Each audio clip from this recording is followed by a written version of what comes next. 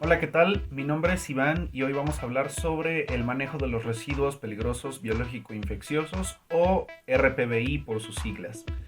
Primero tenemos que entender qué es un residuo peligroso o un RPBI. Según la norma 087 ECOL de 1995, nos dice que los residuos peligrosos son todos los residuos que se pueden generar gracias al tratamiento del paciente en la unidad hospitalaria y que implican un riesgo biológico para la persona, para las personas a su alrededor y para el ambiente.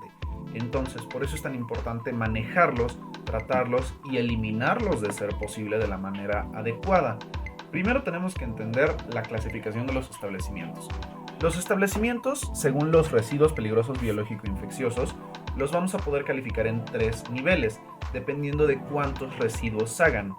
El nivel 1 se designa para 5 camas o 50 muestras al día y que no genere más de 25 kilogramos de residuos al máximo, al mes. Eso es lo máximo que genera. Entonces, realmente es para hospitales de un nivel bastante pequeño. Luego viene el nivel 2. El nivel 2 está generado para 60 camas, 200 muestras, 200 muestras al día y que no generen más de 100 kilogramos al mes. Entonces no pueden almacenar más de 100 kilogramos al mes en el nivel 2. Por último está el nivel 3. El nivel 3 está para más de 60 camas, está para más de 100 kilogramos al día. De hecho, lo máximo que pueden almacenar son 200 kilogramos, no pueden almacenar más de eso. Y no más de 200 muestras al día. Entonces, eso es los tres niveles. El nivel 1, el nivel 2, el nivel 3. Ojo, acá estamos clasificando por los residuos peligrosos. No estamos clasificando por el tipo de hospital. Ajá. Siguiente, tenemos que entender cómo vamos a clasificar a los residuos. Por contenedor o por recipiente, vamos a clasificarlos en tres tipos: bolsas, contenedores y recipientes.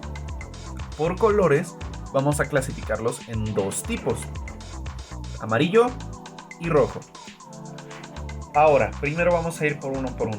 Antes tenemos que entender que los residuos que no se denominan como RPBI en los hospitales tienen que ser tiradas en bolsas negras para saber que esos no son residuos peligrosos y que no implican un riesgo para la salud.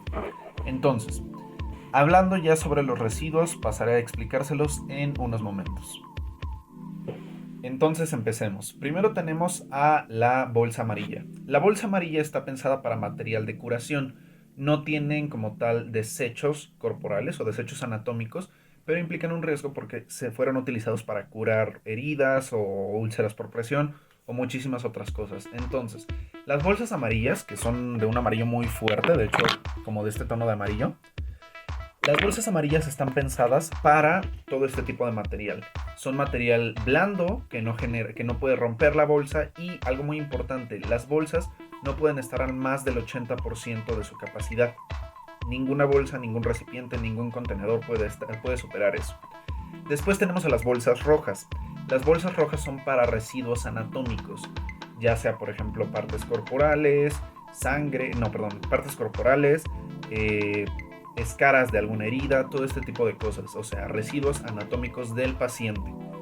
Esto es muy importante entender aquí. Los residuos líquidos no se guardan en bolsas, y ahorita vamos a entender por qué. Pasamos ahora a los recipientes. Primero tenemos el recipiente amarillo, que está pensado para muestras de análisis, como pueden ser orina, fluidos, todo este tipo de cosas, pero tienen que ser en recipientes, pueden ser blandos, pero tienen que ser recipientes. Luego tenemos a los recipientes rojos. Los recipientes rojos están pensados para fluidos corporales, como por ejemplo pueden ser sangre, líquidos sinoviales, fluidos que se consideran de alto infecto, que todos estos líquidos cefalorraquídeo también entran, todos estos líquidos entran en esta clasificación.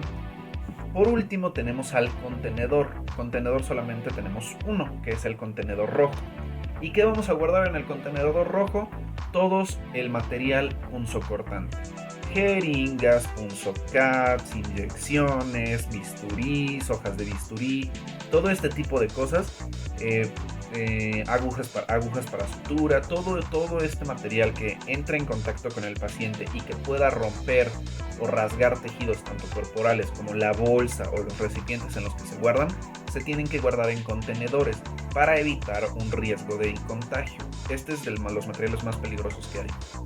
Entonces, después ya tenemos nuestros 5, que es bolsa amarilla, bolsa roja, recipiente amarillo, recipiente rojo y contenedor rojo. Entonces, como les digo, ninguno puede superar el 80% de su capacidad. Ahora vamos a hablar un poquito sobre su tratamiento. Algunos materiales se pueden tratar, otros no. Hay muchas formas de tratarlos. Desgraciadamente en México es muy raro los hospitales que lo llegan a utilizar. La gran mayoría de los hospitales que lo utilizan son del ambiente del sector privado, porque el tratamiento de residuos es altamente costoso. La gran mayoría de lo que hacen los hospitales a nivel público es entregar estos residuos al personal capacitado. Tiene que haber una ruta en los hospitales indicada para manejar estos residuos, para transportarlos de un lugar a otro. Los hospitales los entregan y ya en el lugar al que se llevan se pueden tratar. Su disposición final, ya para acabar, hay de dos tipos. Una es incinerarlos, que de hecho sería lo más adecuado. El problema es que hay materiales que es muy difícil llegar a poder incinerar, como por ejemplo las agujas, ya que soportan temperaturas de más de 800 grados. Y por otro lado también tenemos la insumación. Lo que vamos a hacer es enterrar todos estos desechos en lugares específicos y bajo condiciones específicas.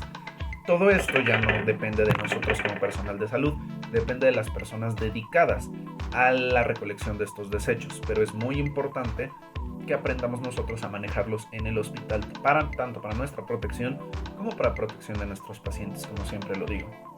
Para más información pueden consultar nuevamente la norma 087 ECOL de 1995, que está a su disposición en el Diario Oficial de la Federación. Espero esto les haya quedado claro y espero les sirva para poder atender muchísimo mejor a sus pacientes y ser mejores trabajadores.